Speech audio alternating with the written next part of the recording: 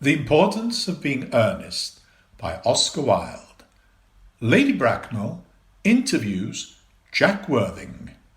You can take a seat, Mr. Worthing. Thank you, Lady Bracknell. I prefer to stand. I feel bound to tell you that you're not down on my list of eligible men, although I have the same list as the dear Duchess of Bolton has. We work together, in fact. However, I'm quite ready to enter your name should your answers be what a really affectionate mother requires.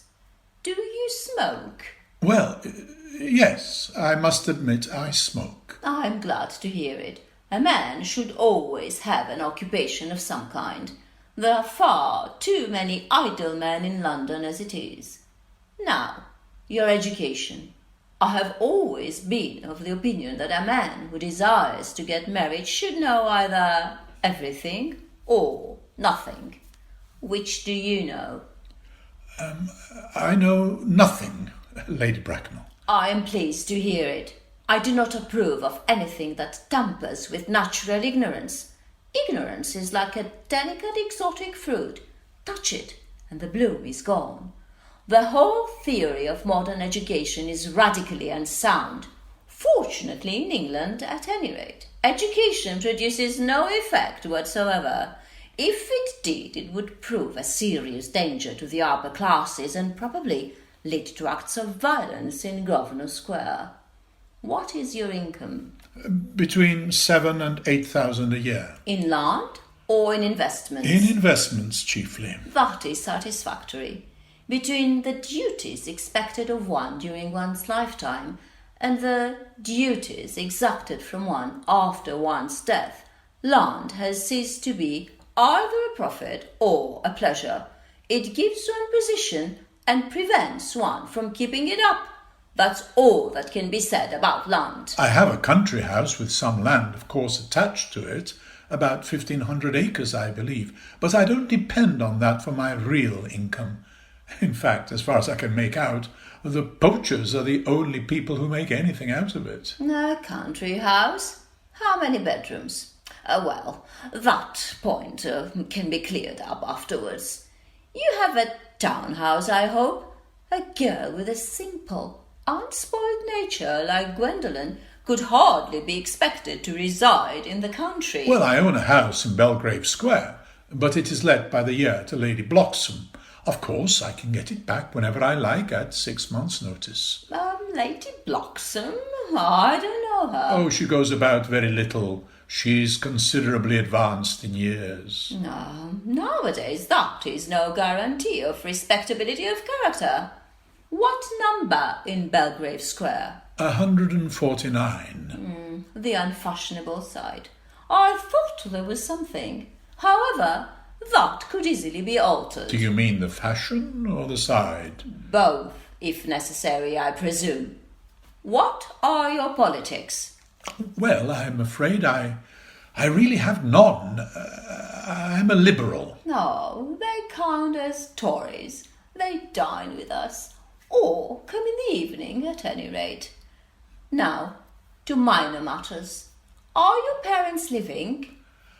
I have lost both my parents. To lose one parent, Mr. Worthing, may be regarded as a misfortune. To lose both looks like carelessness. Who was your father? He was evidently a man of some wealth.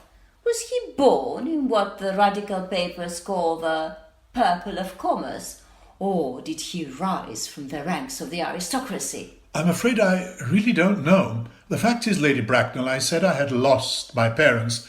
It would be nearer the truth to say that my parents seem to have lost me.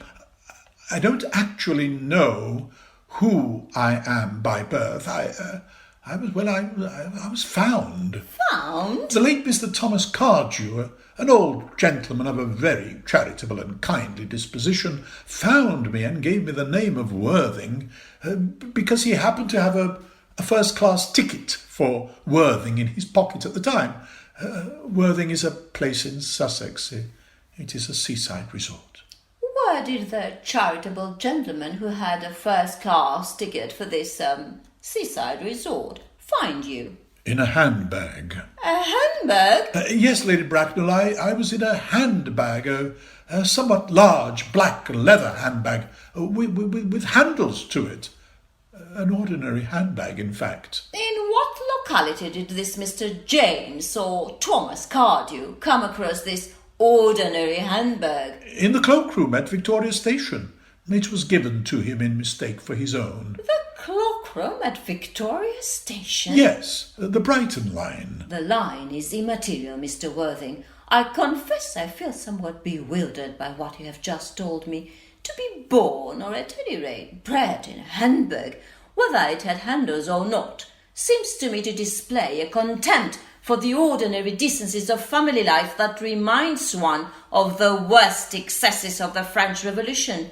And I presume you know what that unfortunate movement led to. Yes, Lady Bracknell. As for the particular locality in which the handbag was found, a cloakroom at a railway station might serve to conceal a social indiscretion, but it could hardly be regarded as an assured basis for a recognized position in good society. Well, may I ask you then what you would advise me to do? I need hardly say I would do anything in the world to ensure Gwendoline's happiness. I would strongly advise you, Mr. Worthing, to try and acquire some relations as soon as possible, and to make a definite effort to produce at any rate one parent of either sex before the season is quite over. Well, I don't see how I could possibly manage to do that. I can produce the handbag at any moment. It is in my dressing room at home. I really think that should satisfy you, Lady Bracknell. Me, sir? What has it to do with me? You can hardly imagine that I and Lord Bracknell would dream of allowing our only daughter, a girl brought up with the utmost care, to marry into a cloakroom and form an alliance with a parcel. Good morning, Mr. Worthing.